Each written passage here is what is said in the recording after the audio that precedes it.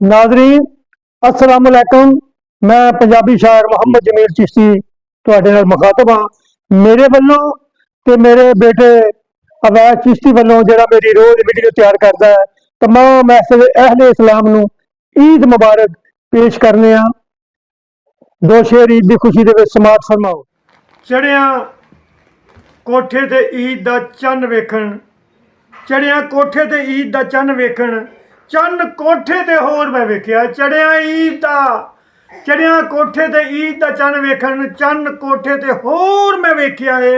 एक सोहना मैं चन्न दे रूप अंदर पहला पाउंदा सी मोर मैं वेख्या। एक सोहना मैं चन्न दे रूप अंदर पहला पाउंदा सी मोर मैं वेख्या है।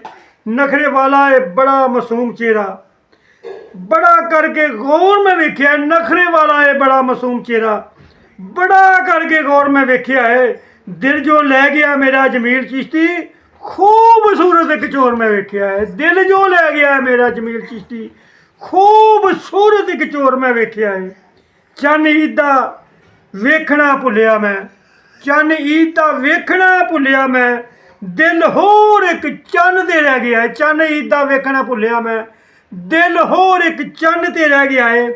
एक पल दीदार होया, एक पल दीदार होया। विछोड़ा सोहणिया दा फेर पै गया है। जेड़ी किसे बाजार चों नहीं मिलती वो महंगी दिल वाली शै लै गया है। जेड़ी किसे बाजार चों नहीं मिलती वो महंगी दिल वाली शै लै गया है। होवे तेरा जमील खुदा हाफिज, मिलू फेर तेनू जानदा कह गया है। होवे तेरा जमील खुदा हाफिज, मिलू फेर तेनू जानदा कह गया है। अल्लाह हाफिज, अल्लाह नासिर।